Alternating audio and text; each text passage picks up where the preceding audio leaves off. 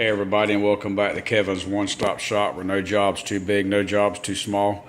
You can see here I have a fluorescent light ballast that's gone bad. I was going to do a quick video on how to replace it. I've already disconnected it from under the kitchen.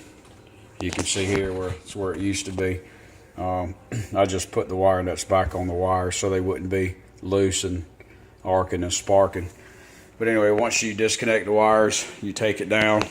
This is what you'll have. And the way I found out it was the ballast was I replaced the bulb with a new one. It didn't work. Took the new bulb, put in another light, it worked. Took the light that was in the other fixture, put it in this one, it still didn't work. So that pretty much told me it had to be a bad ballast. So all I did was I got the numbers off this ballast, went to Amazon, and found another one. And you can see, if you look at the numbers, they're pretty much identical. Looks exactly the same.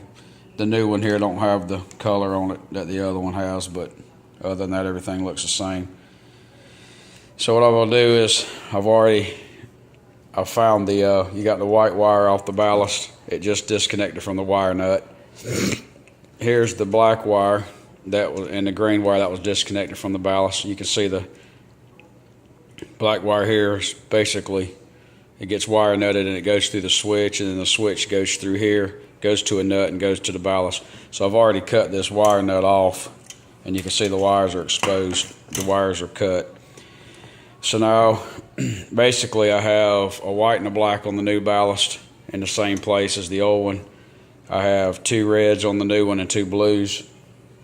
So what I'm going to have to do is I'm going to have to either figure out how I can redo the wires in here or just cut and splice the wires. But anyway, I'll get back with you shortly as I moved on. But okay, so what I've done is, if you can see, this side still has the little ear that holds the light, and over here you can see that I have it disconnected. Basically there's some little ears, I don't know if you can see them very well, but on each side, if you press them in, this will slide out. Then this cover was on top of that. There's 2 little ears right there and right there. They go over it like this, and if you press in on each side, you can see the little hole right there. If you press in, then this will pop off. And now I'm gonna try to take a picture of this, get a good clear picture, but you can see that I've already gotten one of these wires out, and this wire basically pushed up in there and is spring loaded in there. If you look real close, you can see the copper wire in there. So all you gotta do is release that clip, and then that wire slide right out, and then you can just slide the new wires in without having to actually splice. I don't really like the idea of having any more splices than I have to, but this will cut down on having less wire nuts.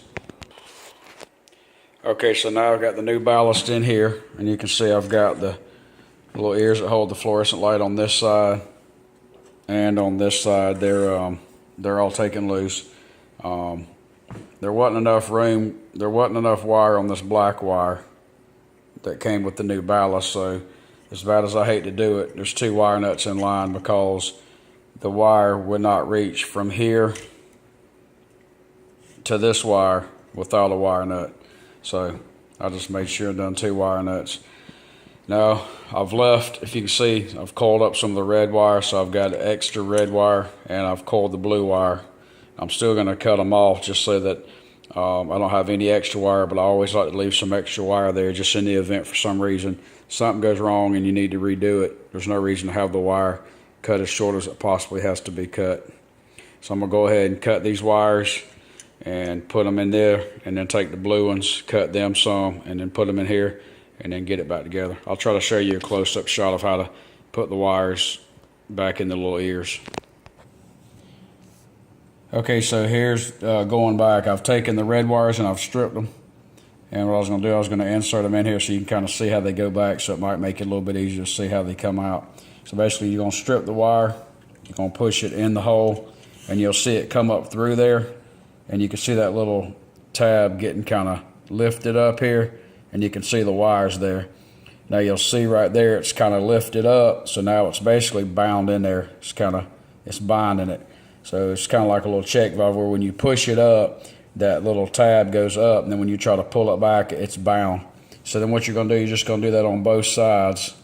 Find the hole and just push it up, and you can see that it's in there. When you pull it back, it won't come out. And so the way that I got it out was I just took my knife and I went right there and I pried up, and when you pry up, it releases it off of there and it'll just drop right out.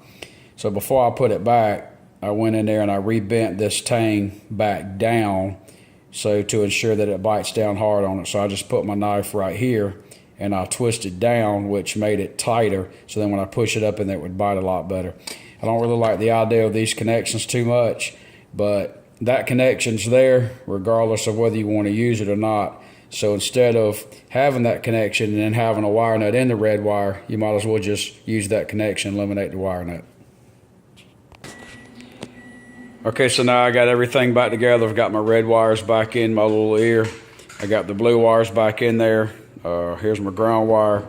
Here's my power, and then here's my white. If you can see in the video, this is a solid wire, and this is stranded wire, and this is stranded wire. So solid wire and stranded wire has its place where it's better. I don't really like the idea of solid wire if it doesn't have to be solid wire, because if you score it when you're stripping it, it's subject to break, and sometimes it can look like it's in the wire nut good and tight, and the wire stays in place, and then you barely pull the wire and it'll be broke. So just be careful when you're stripping these solid wires that you don't go any further on the insulation than you absolutely have to, because it will score the wire and break.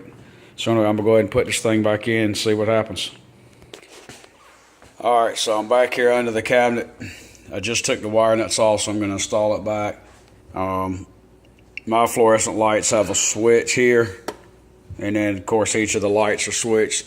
So make sure before you take those wire nuts off, you either kill power in the panel or either, of course, at this light switch. And sometimes depending on how your light switch is wired, you could have power at your lights even with your switch off. It just depends on how it's wired up. I wired my house so I know that the switch is hot, and then if I open up the switch, I know that it's not going to have any power there. But it's like, depending on how your house is wired, your light could have power at it the way it's broken through the switch. So just make sure you have your power turned off.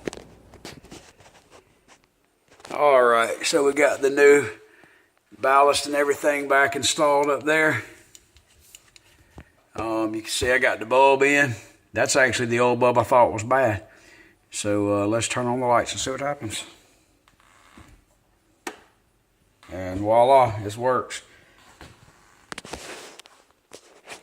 So anyway, I hope this video helps out.